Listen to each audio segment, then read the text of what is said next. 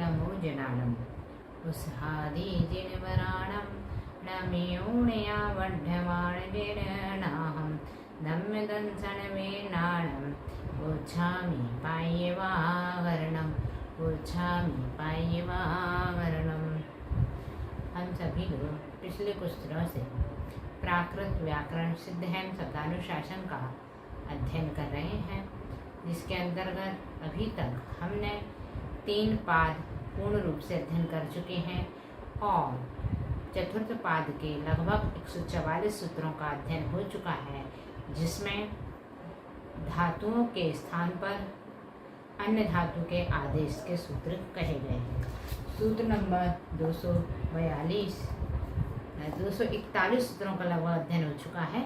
242 number का सूत्र आपके समक्ष बोर्ड पर लिखा हुआ है। आज का अध्ययन हम यहीं से प्रारंभ करेंगे। सूत्र नंबर 242। न व कर्म भावेव कैसे च लुक। क्या कह रहा है ये सूत्र? ये सूत्र कहता है कि जो कल हमने ची आदि धातुएं पढ़ी थी, ची, जी, श्रु, हु, सु, लु, पु, धु, जिनमें कि णा का आगम होता था, कल 241 नंबर सूत्र में हमने पढ़ी थी। उन्हीं धातुओं की चर्चा यहाँ हो रही है। यदि उन धातुओं का कर्म भावे यानी कर्मणि प्रयोग कर्मवाच्य में और भावे मतलब भाववाच्य में जब उनका रूप बनाया जाता है तो उसमें क्या हो जाता है? द्वित्वा उस धातु के साथ आदेश हो जाता है। ठीक है, जैसे ची धातु थी तो इसका कर्मणि प्रयोग बनेगा चीयते, तो प्राकृत बनेगा चिवई, द्वित्वा हो गया।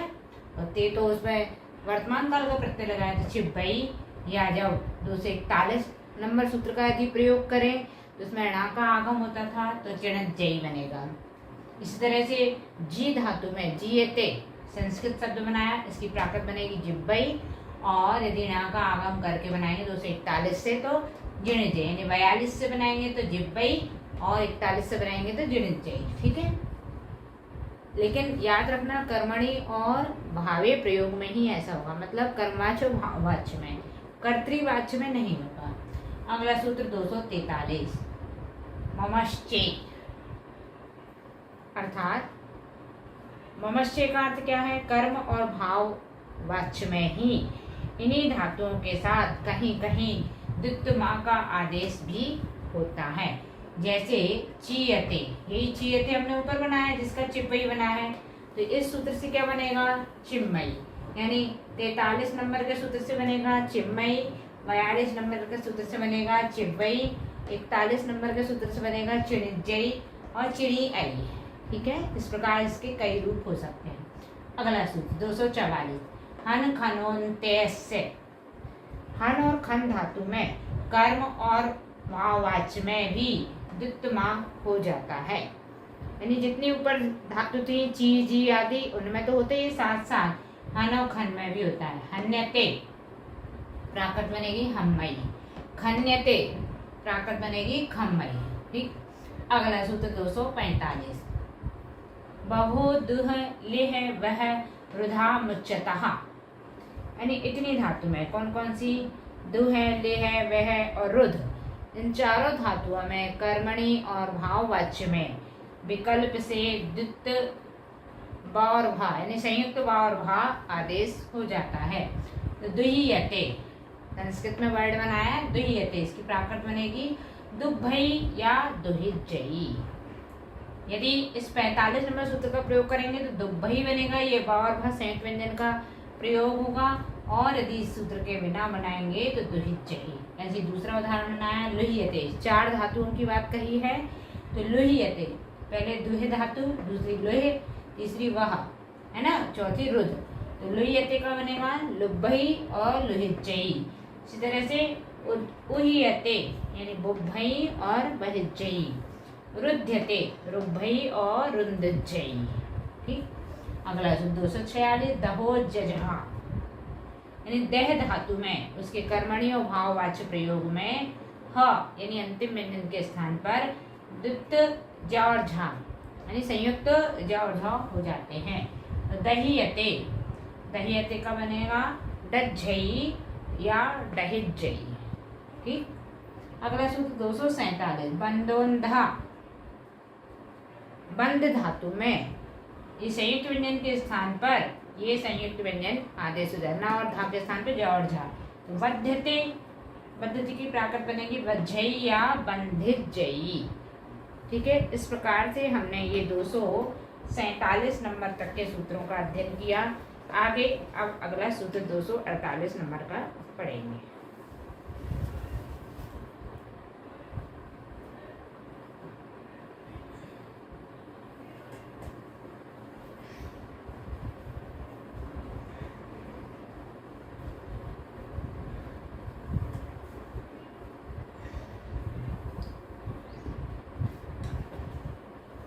सूत्र नंबर 248, समानुपाद्रुते।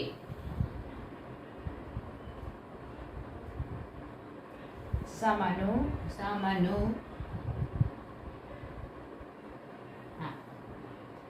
पाद्रुधे।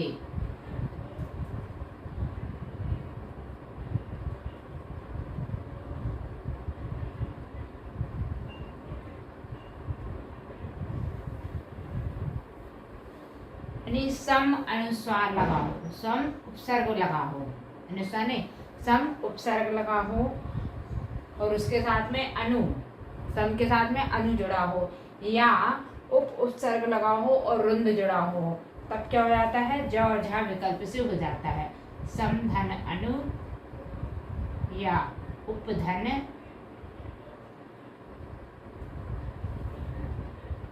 रुंद, इन दोनों के स्थान पर जा और झा संयुक्त व्यंजन विकल्प से होता है। ठीक है। बनाएंगे अपन संरुद्धते।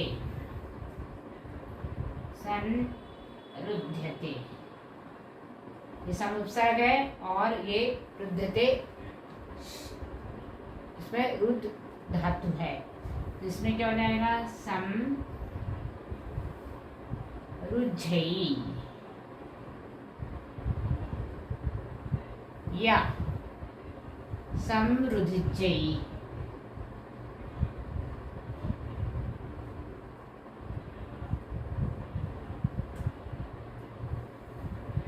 ठीक है। दूसरा अनु के साथ बनाया अपन, दूसरा अनु रुध्यते, यानी अनु या सम दोनों में से कोई सा भी उपसर्ग हो। अनुरुध्यते क्या बनेगा, अनुरुद्धयी या अनुरुन्धजयी।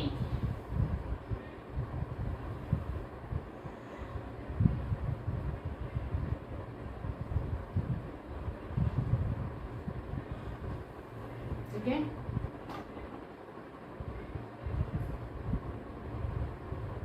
इसी तरह से उपसर्ग के साथ में भी बना सकते थे, उपरुध्यते, तो इसका क्या बनेगा, उपरुद्धयी या उपरुन्धजयी। ठीक है। अगला सूत्र नंबर 249,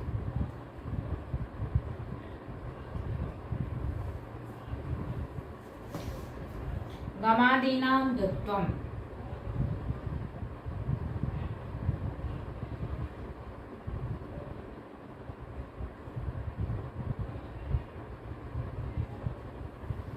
गमादीनां द्वित्वम्, गम आदि धातु में कर्मणि और भाववाच्य प्रयोग में द्वित्व हो जाता है।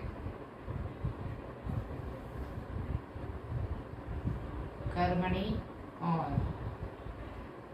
भाववाच्य में द्वित्व कौन सी धातु में, गम आदि में। बनाएंगे गम आदि कौन सी धातु है, गम्यते,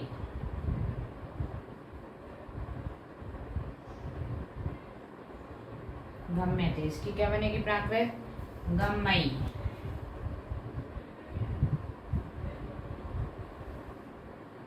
गम्मयी या गमिज्जयी, ये दो रूप प्राप्त होंगे। दूसरी हस्यते, हस्यते, हस्यई या हसिजई। तीसरी भण्यते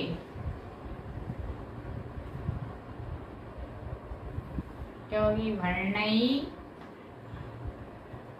या भणिज्जई। चौथी क्षुप्यते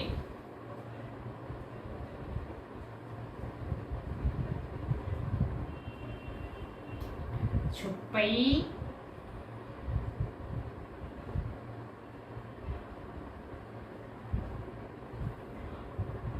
छुबिज्जई।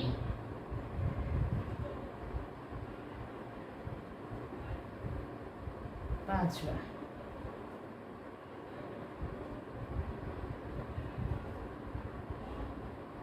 यहाँ ये चार धातु अपन का ऐसे मिली जो गम आदि। गम आदि मतलब गम के साथ में और भी धातु नहीं, गम है, हस्त धातु है, भण धातु है, छुप धातु है, इनमें भी ये द्वित्व हो जाता है। लेकिन कहीं कहीं क्या होता है, जैसे नम धातु और रुद्ध धातु में अंतिम व्यंजन के स्थान पर वा आदेश, वा का द्वित्व होता है, वा आदेश होता है। अपन ने पूर्व के सूत्रों से अभी कल ही समझा था कि नम धातु में और रुद्ध धातु में अंतिम व्यंजन वा हो जाता है, तो उसमें भी वा का द्वित्व हो जाता है। वह कैसे होगा, जैसे रुद्यते क्या बनेगा, रुबई, रुबई या रुबिज्जई। इस तरह से लभ्यते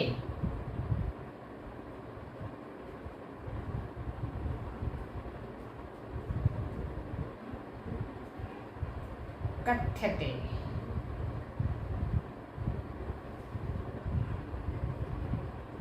लभ्यते और कथ्यते। लभई या लहिज्जई और कथई या कहिज्जई। ठीक है, इस प्रकार से इस सूत्र का कार्य करना समझे। अगला सूत्र नंबर 250 क्या है, री क्री त्रि ज्रामेरः।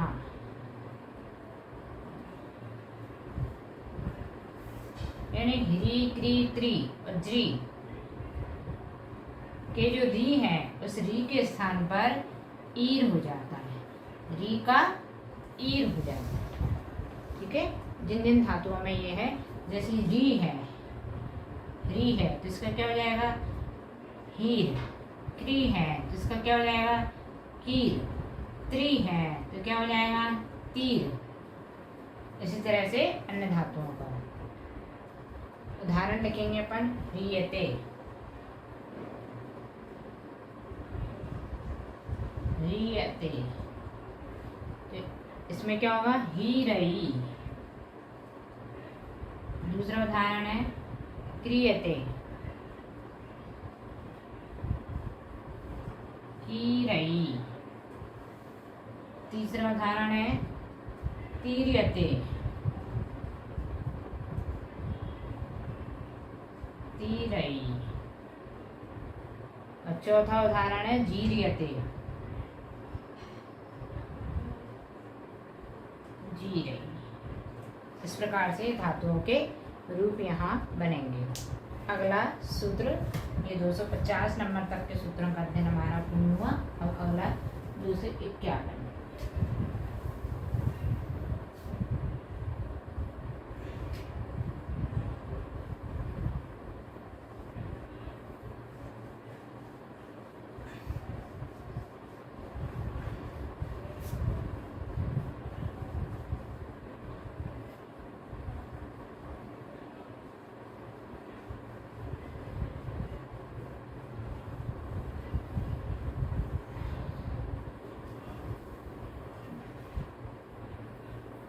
अजेर विढप्पा, सूत्र नंबर 251।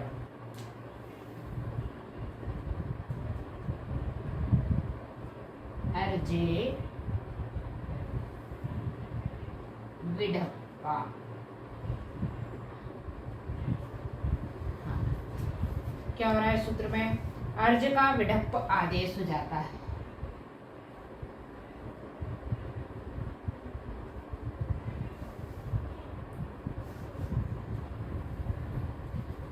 जो अर्ज धातु है उसका विडप्प आदेश हो जाता है, और किसमें? कर्मणी और भाववाच्य प्रयोग में। ठीक है, तो बनेगा उदाहरण अर्ज्यते,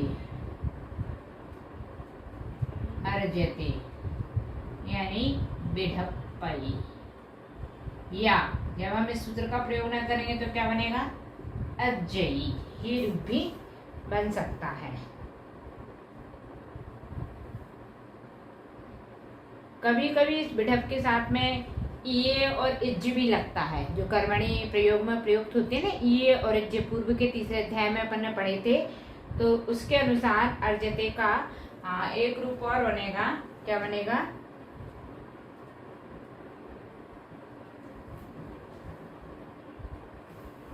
विडवई भी बनेगा, विडवई, और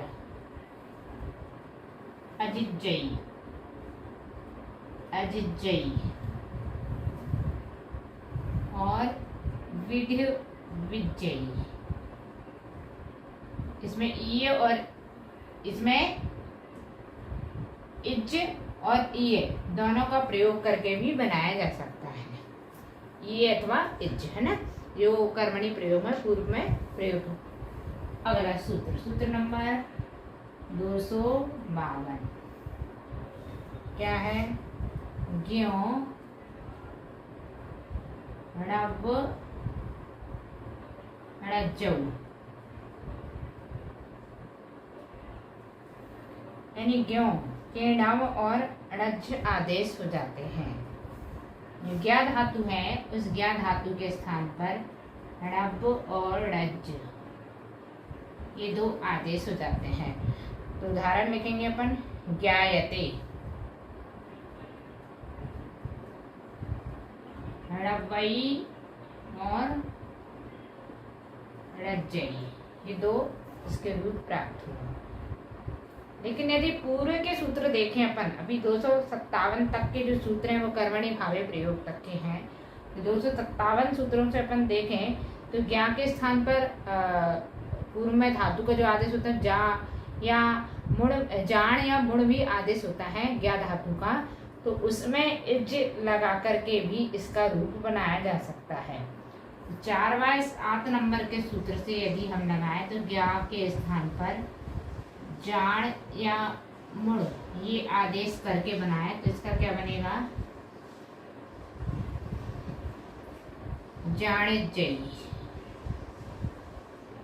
इज्जयी इसमें जुड़ा है, और मुड़िज्जयी।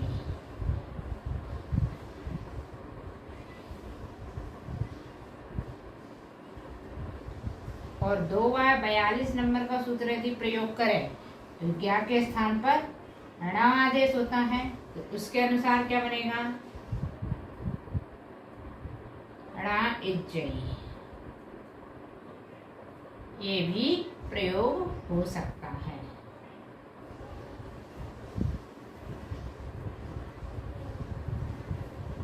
अगला सूत्र नंबर 253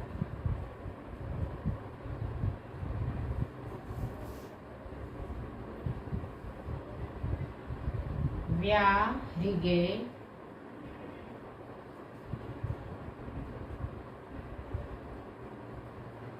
वाहिप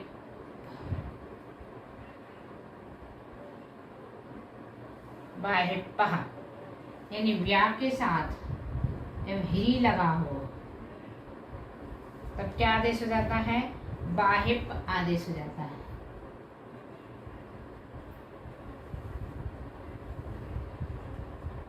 व्या दीयते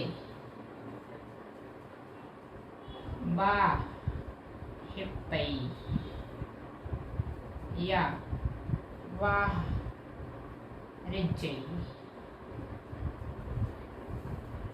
ठीक है, अगला सूत्र नंबर 254 आरभे राढप्पा, आधनरभ के स्थान पर आढप आदेश हो जाता है।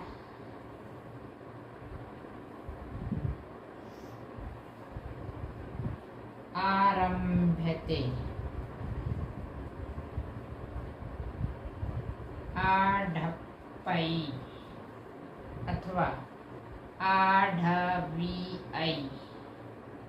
इसमें ई जोड़ा है और इसमें आढप सीधे आदेश जोड़ गया है और इसमें ई जोड़ करके कर्मणि प्रयोग के लिए ई जोड़ करके बनाया है। अगला सूत्र नंबर 255। स्नेह, सिचो, सिप्पः या स्नेह और सिच के स्थान पर सिप पे आदेश जाता है। स्नेह एंड सिच के स्थान पर सिप। स्नेहते,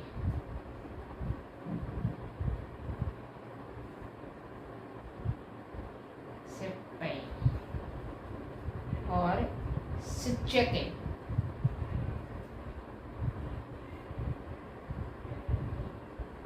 इसका भी क्या बनेगा, सिप्पै। इस प्रकार से ये दोनों सूत्रों को अपन ने 255 नंबर के सूत्रों तक अध्ययन इसका पूर्ण किया। अगला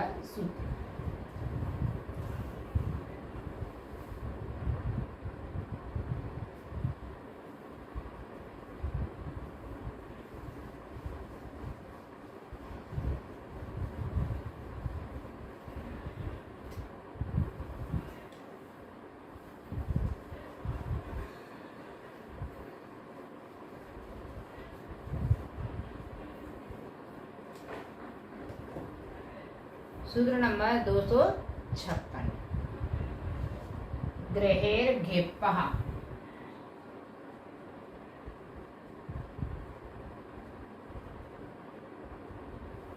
यानी ग्रह शब्द का घेप आदेश हो जाता है। ग्रह यानी ग्रहण करना या लेना, कर्मणि प्रयोग में घेप।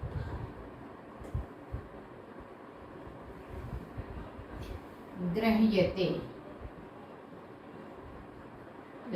घेपै या गिन्नहिज्जै।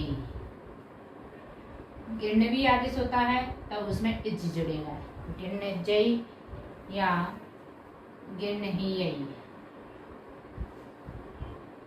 इसमें ई और इसमें इज जुड़ा है। अगला सूत्र नंबर 257।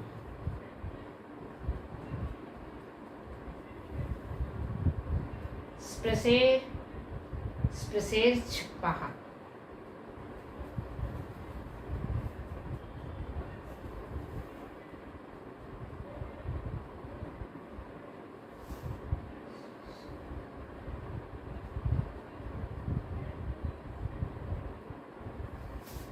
स्प्रसेर छिप्पः अर्थात स्पृश धातु जो है, स्पर्श, इसका अर्थ है स्पर्श करना या छूना।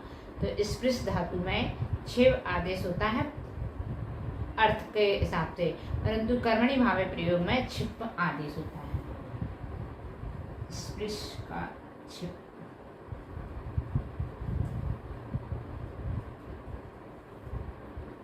स्पृश्यते,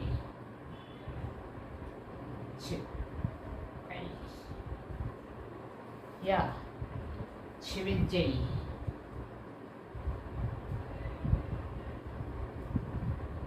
या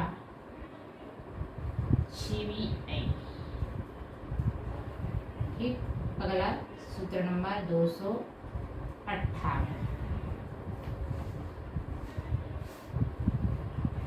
कतेना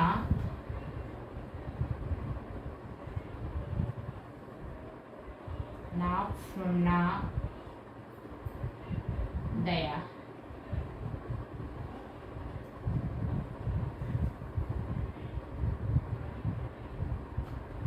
कृत प्रत्यय जो होता है भूतकालिक, उसमें ता होने पर अफ्रनादि का अनियमित भूत रूप बन जाता है। यानी जो कत प्रत्यय जुड़ता है वो भूतकाल कृदंत होता है, भूत कृदंत होता है, उसमें कत जुड़ता है।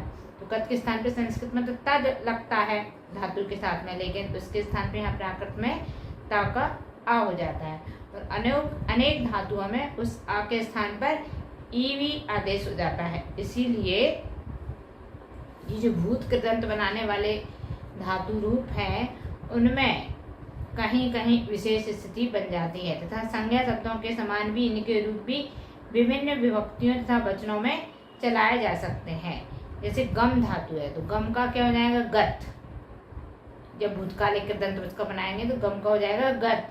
मन है तो मन का हो जाएगा मत। उसी प्रकार से उसके रूप चलेंगे, फिर विभक्तियों के प्रत्यय लगाते हुए रूप चलेंगे। कुछ आर्ष शब्द भी होते हैं जिनकी सूत्रों से सिद्धि नहीं होती, तो हम यहाँ पर आर्ष शब्दों को लिख रहे हैं जिनकी रूप सिद्धि नहीं होती और वो भूत कृदंत में प्रयुक्त किए जाते हैं और उनका आदेश हमें स्वतः ऐसे ही जान लेना चाहिए जैसा यहाँ कहा है। जैसे आक्रांतः, इसकी प्राकृत क्या बनेगी, अप्रणो।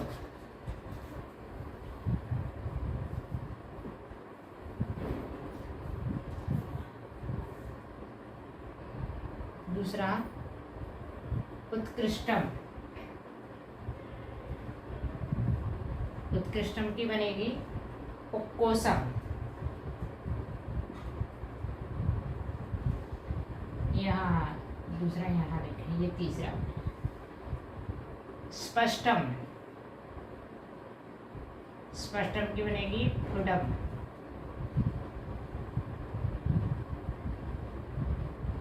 अतिक्रांतः, ये कुछ धातु हैं इनको आप ऐसे कैसे लिख लें और ऐसे ही आप समझ, इनमें कुछ सिद्धि नहीं है, सीधे ऐसे ही समझना होगा कि इसका ये आदेश हो जाता है बोलोरो, क्योंकि ये आर्ट्स प्राकृत में ऐसे ही प्रयुक्त होते हैं। पांचवा विकसितः, वो सट्टो। छठवा निपातितः, निषुट्ठो।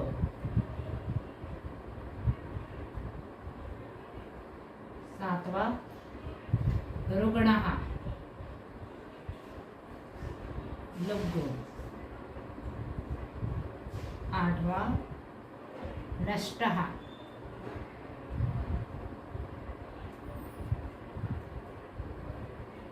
निहिक्को। नौवा प्रमिष्टः,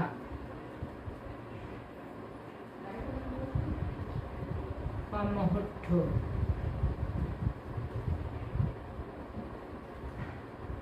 प्रमुषितः,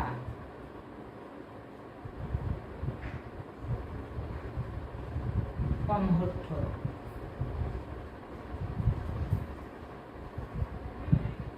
11 अर्जितम,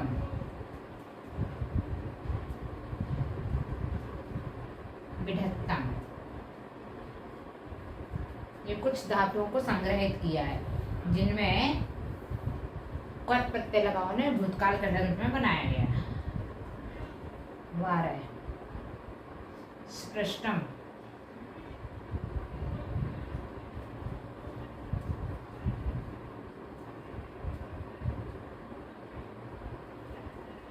ये स्पष्टम है, ये स्पृष्टम है।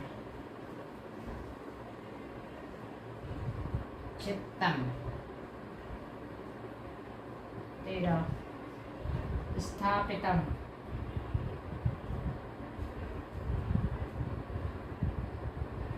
निमियम।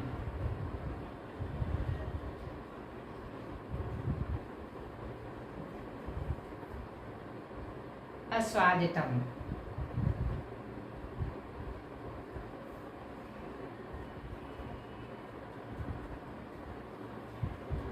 चख्यम।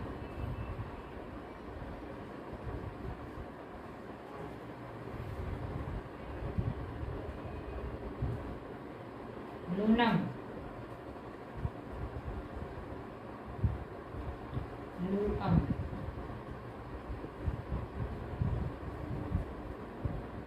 त्यक्तम,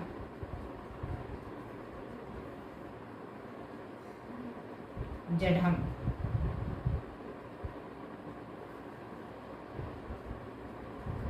क्षिप्तम,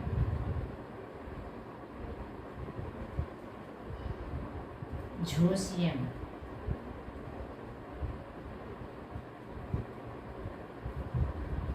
उद्वृत्तम,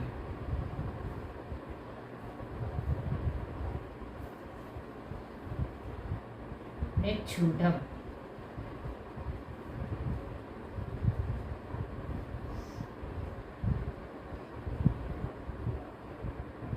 पर्यस्तम, पल्लहत्थम,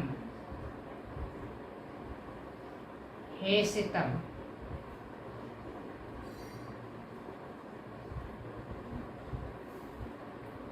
होसवणम।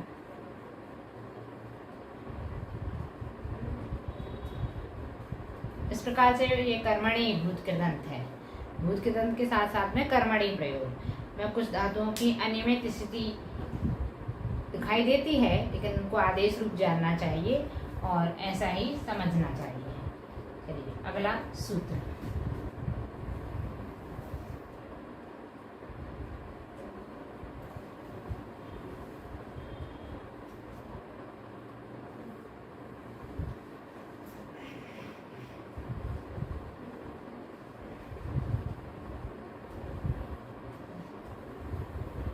सूत्र नंबर 259। धातोर्थांतरेपि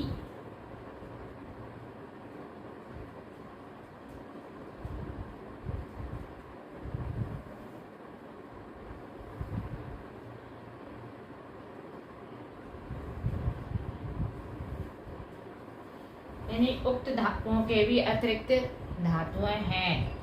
इनके अलावा भी कुछ धातुएं हैं। कुछ धातुएं ऐसी हैं जो निश्चित अर्थ वाली होते हुए भी अन्य अर्थ में प्रयुक्त की जाती है। उनका कुछ विशेष निश्चित अर्थ होता है, लेकिन कर्मणि प्रयोग में अन्य अर्थ में प्रयुक्त की जाती हैं। ऐसी धातुएं द्विअर्थक वाली कहलाती हैं, यानी दो अर्थ देने वाली। तो ऐसी कुछ धातुएं यहाँ अपन देखेंगे।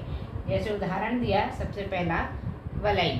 कुछ उदाहरण यहाँ लिखे हुए हैं, लगभग 13 उदाहरण इसमें दिए हुए हैं, जिनका अलग अलग अर्थ होता है।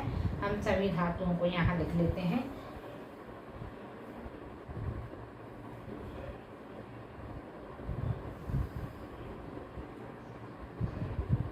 बलई, इसका बनेगा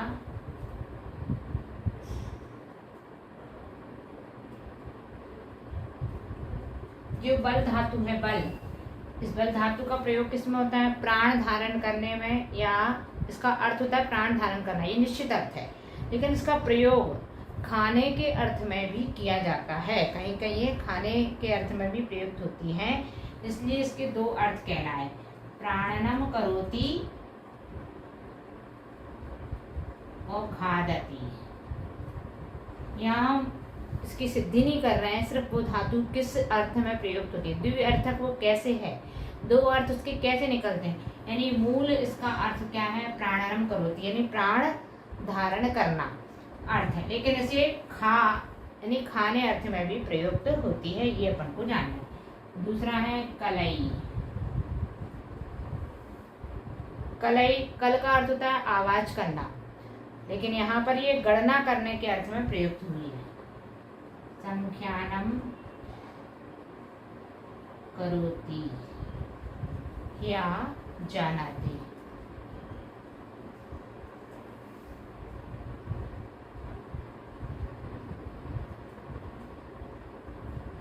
ठीक है, अगला तीसरा है रेलई। प्रविशति, प्रविशति या गच्छति। इसका निश्चित अर्थ क्या है?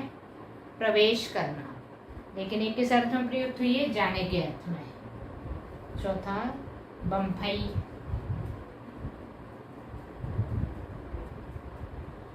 इच्छति और खादति।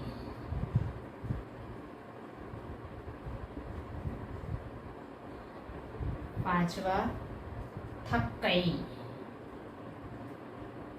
भाई बम्पई का अर्थ क्या होता है? निश्चित अर्थ है इच्छा करना, लेकिन ये प्रयुक्त होती है खाना यानी भोजन करने के अर्थ में भी ये प्रयुक्त होती है।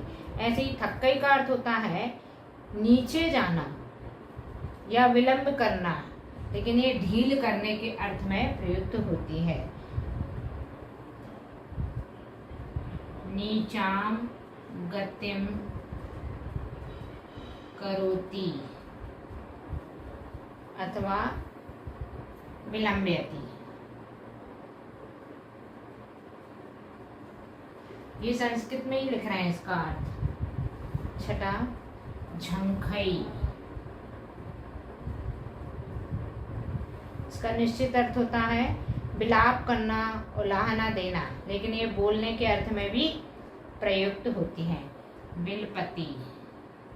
बिलपति यानी विलाप करना। उपालब्धे। उपालब्धे यानी उलाहना देना। और भासते। भासते यानी बोलना। इतने अर्थ में ये प्रयोग होती है। सातवां पड़ी वाले ही।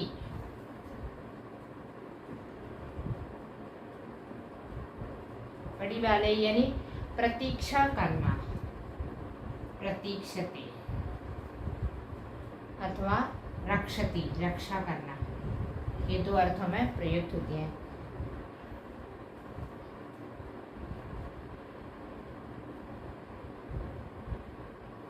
कुछ धातुएं ऐसी हैं जिनमें यदि आगे उपसर्ग लगाओ तो वो भिन्न अर्थ को प्रकट करती हैं। ऐसी स्थिति वैकल्पिक नहीं होती, यानी वो वैसे ही भिन्न अर्थ को प्रकट करती हैं। तो वो धातुएं और अपन यहाँ देख लेते हैं एक साथ, है ना। कुछ धातुएं कैसी हैं जो उपसर्ग के साथ हैं तब अर्थ बदल जाता है उनका। जैसे पहरही। पहरही। पहरही यानी इसमें प उपसर्ग है। हरई यानी युद्ध करना, अर्थ प्रकट होता है ना। हरई यानी हारना, लेकिन यहाँ इसका अर्थ क्या प्रकट होता है? युद्धते। युद्धते यानी युद्ध करना। ऐसे ही सनहरई। सम उपसर्ग लग गया तब इसका अर्थ बिल्कुल ही बदल गया। संवरण करना। संवरणोति।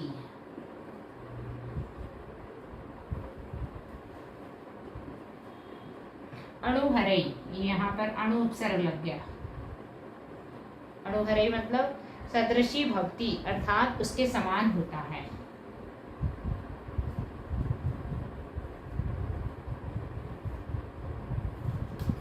निहरई। नी उपसर्ग लग गया। इसका अर्थ क्या बन गया? मल त्याग करना। पुरुषोत्सर्ग करोति।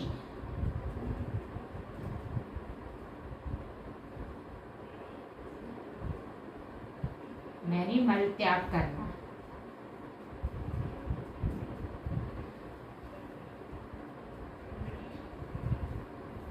विहरई। वी उपसर्ग लग गया इसमें। क्या होना इसका अर्थ? क्रीडति यानी खेलना। आहरई। आ उपसर्ग लग गया। क्या बना? खादति खाना।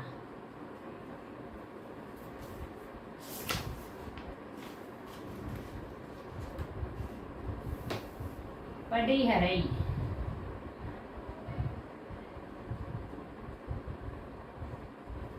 पडिहरई यानी पुनः पूरेति यानी पुनः पूरा करना, परिपूर्ण करना। पड़ी उपसर्ग के कारण से पुनः पूरेति।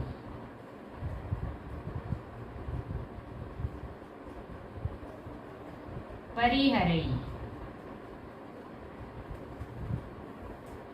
परिहरई मतलब त्यजति त्याग करना। उपहरई यानी पूज्यति पूजा करना।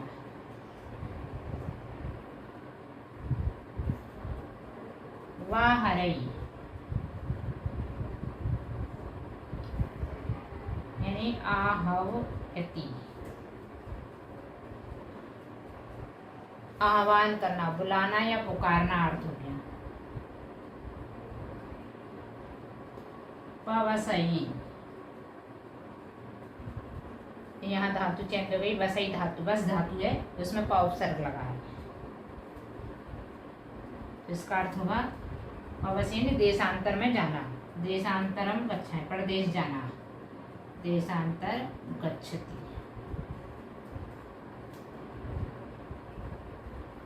उच्चुबई,